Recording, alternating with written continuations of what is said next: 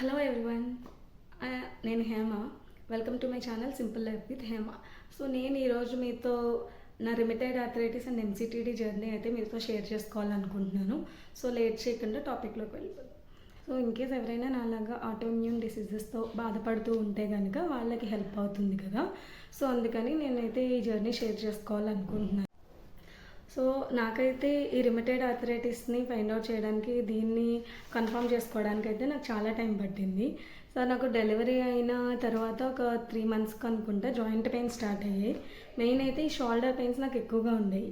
So నేను shoulder pains అంటే ఆ టైంలో నేను కాల్షియం స్టాప్ చేశాను వేరే హెల్త్ ఇష్యూస్ వల్ల. అంటే ఏం కాదు, నాకు ఆ టైంలో పైల్స్ కూడా స్టార్ట్ అయింది డెలివరీ అయిన 1 మంత్కి.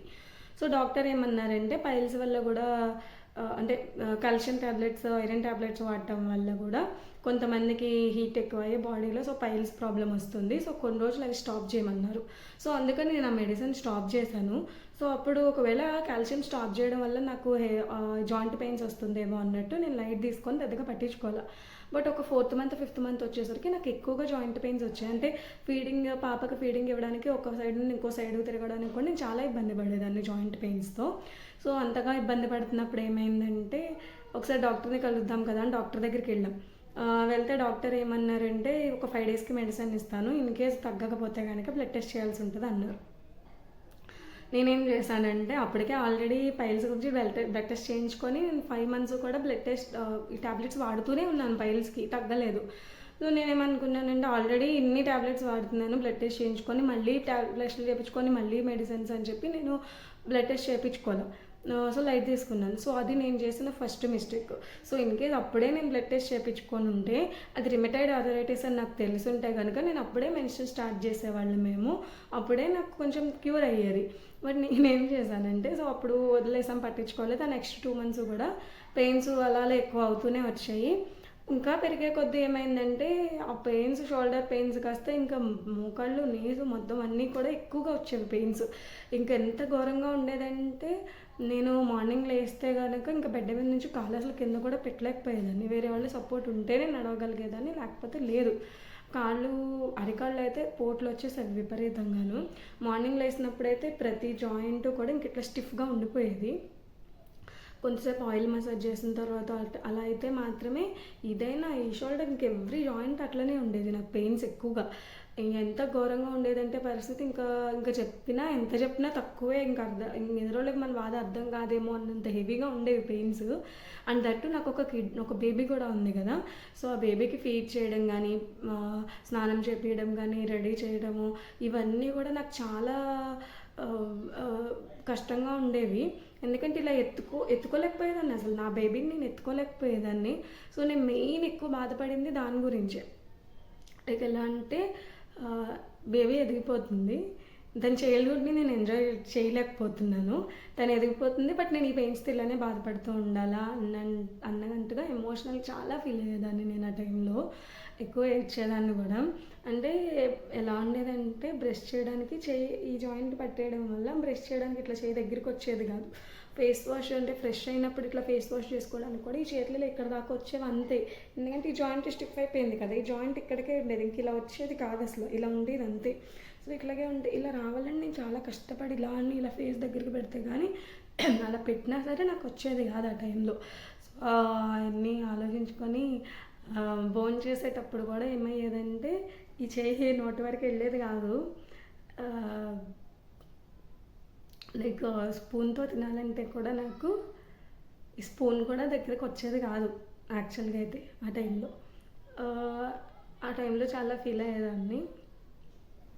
సో తర్వాత ఏం జరిగిందంటే లేదు పెయిన్స్ ఎక్కువ అవుతున్నాయి కదా అని హాస్పిటల్కి వెళ్ళి చూపించుకుందాం అనుకున్నాము. బట్ ఆ టైంలో నాకు ఎక్కువగా ఏమయ్యేదంటే ఫీవర్ వచ్చేసేది. కంటిన్యూస్గా ఎవ్రీ నైట్ కూడా ఫీవర్ వచ్చేసేది నాకు. ఫీవర్ వచ్చేస్తే ఫీడింగ్లో ఉన్నాను కదా, ఏ ట్యాబ్లెట్ వాడకూడదు కాబట్టి డోలో వేసేసుకునేదాన్ని. మార్నింగ్కి సెట్ అయిపోయేది. సెట్ అయిన తర్వాత సో కొన్ని రోజులు అయిన తర్వాత ఏమైందంటే ఒక 1 వీక్ 10 డేస్ అట్లనే కంటిన్యూస్గా ఫీవర్ వచ్చింది. సో తర్వాత ఒకసారి చెక్ చేపిద్దాం కదా, ఎందుకైనా మంచిదని చెక్ చేపిస్తే టైఫాయిడ్ అని తెలిసింది. సో టైఫాయిడ్ కోర్స్ అయితే మేము కంప్లీట్ చేసేసాం. టైఫాయిడ్ కోర్స్ కంప్లీట్ చేసిన ఈ పెయిన్స్ కామన్గానే ఉండేవి, ఇంకా పెయిన్స్ ఎక్కువ అవుతున్నాయి. ఇంకా అప్పటికి ఏమైందంటే నాకు చాలా విపరీతమైన నీరసంగా ఉండేది. నీరసంగా ఉంటే సరే ఒకవేళ బ్లడ్ తక్కువ అవడం వల్ల ఏమైనా నీరసంగా ఉంటుందా ఏంటా అని అన్నట్టు డౌట్ వచ్చి మేము బ్లడ్ టెస్ట్ చేయించుకోవడానికి ఇలా డాక్టర్ దగ్గరికి వెళ్ళినప్పుడు నీరసం అని చెప్పడానికి వెళ్తే ఏమన్నారు, ఇలా జాయింట్ పెయిన్స్ వస్తున్నాయి డాక్టర్ అని చెప్తే రుమటైడ్ ఆర్థరైటిస్ అయి ఉండొచ్చు అని చెప్పి టెస్ట్ చేయించారు. అది పాజిటివ్ వచ్చింది. బట్ అప్పుడు ఏమైందంటే ఏ డాక్టర్ దగ్గరికి వెళ్ళినా సరే ఫీడింగ్లో ఉన్నప్పుడు మెడికేషన్ ఇవ్వమని అనేసి అన్నారు. మెడికేషన్ ఇక్కడ ఫీడింగ్ స్టాప్ చేయడానికి ఏమయ్యేదంటే పాప 2 కిలోనే పుట్టింది. సో అప్పటికి సాలిడ్ స్టార్ట్ చేసాం 5th మంత్లో, కానీ సాలిడ్ తీసుకునేది కాదు.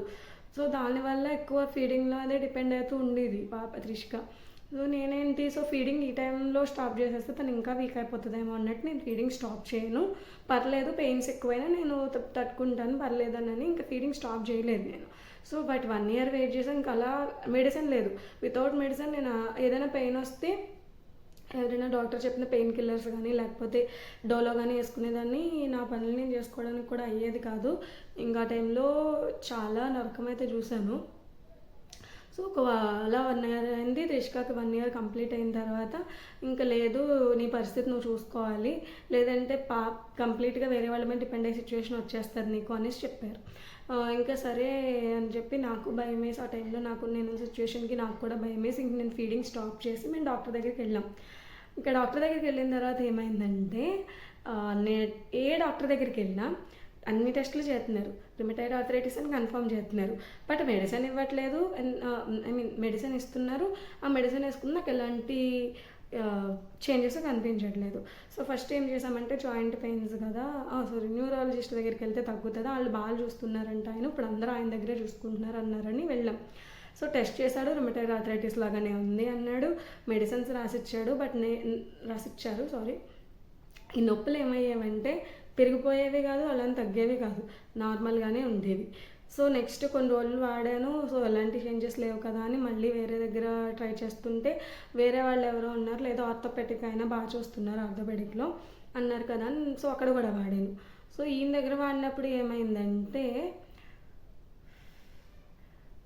మీరు ట్యాబ్లెట్స్ ఇచ్చినప్పుడు ఏమైందంటే ఆయన ఫస్ట్ ట్యాబ్లెట్స్ ఇచ్చినప్పుడు ఒక 2-3 days అంటే ఫస్ట్ ఆయన కోర్స్ 5 daysకే రాసిచ్చారు.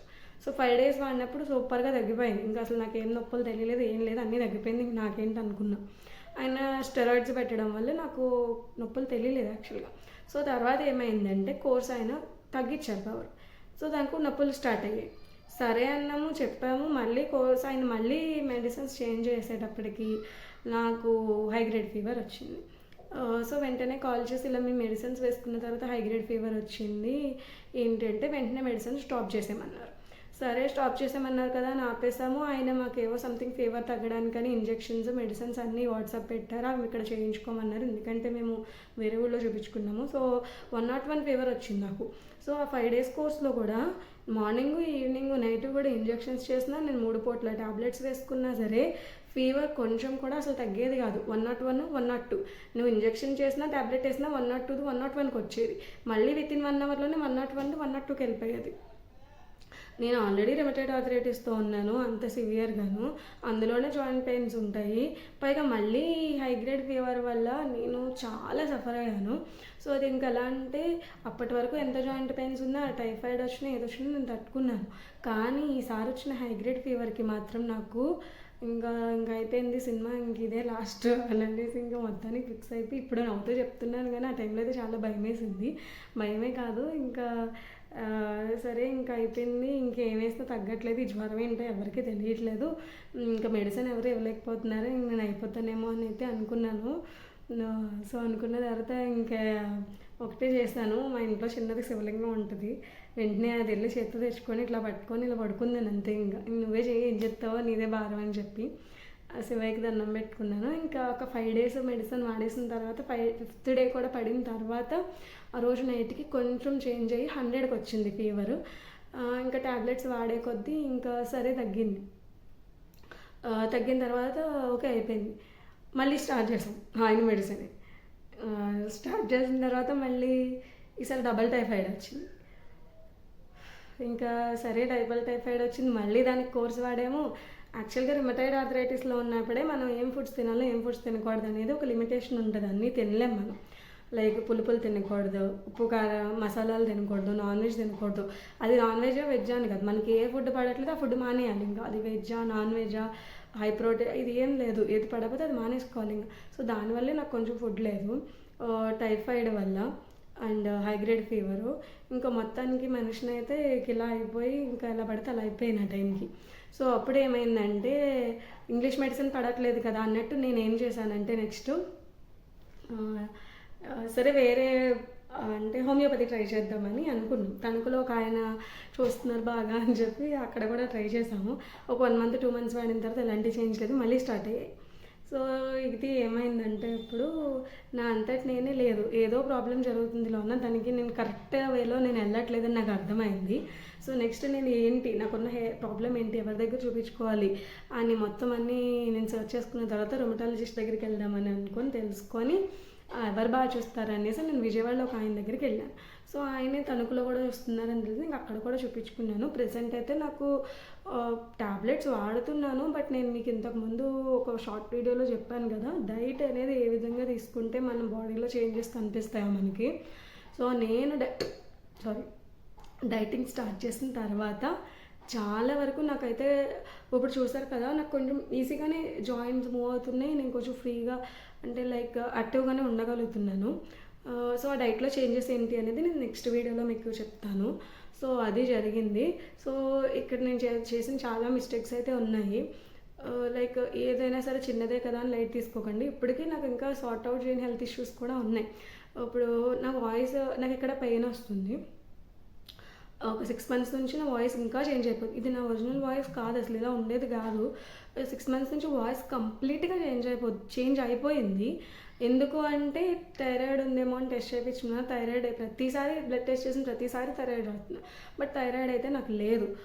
ఇంకొకటి టీబీ ఉందేమో అని డౌట్ వచ్చి టీబీ కూడా చేపిస్తున్నాము. మొన్న మాంటాక్ స్కిన్ టెస్ట్ కూడా అయింది రీసెంట్గానే, బట్ దాంట్లో కూడా నెగిటివ్ వచ్చింది.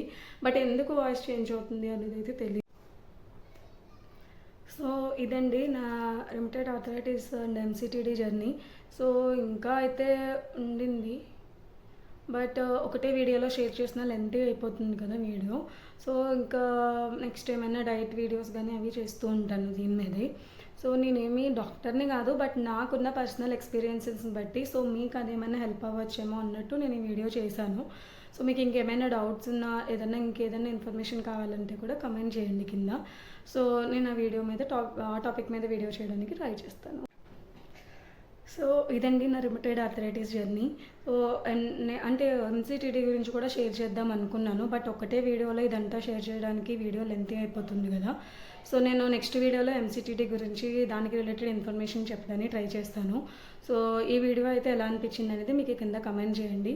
So next dieting videos food diet ఎలాంటి ఫుడ్స్ ఇందులో ఇంక్లూడ్ చేసుకుంటే బాగుంటుంది అనేది కూడా నేను చెప్పడానికి ట్రై చేస్తాను.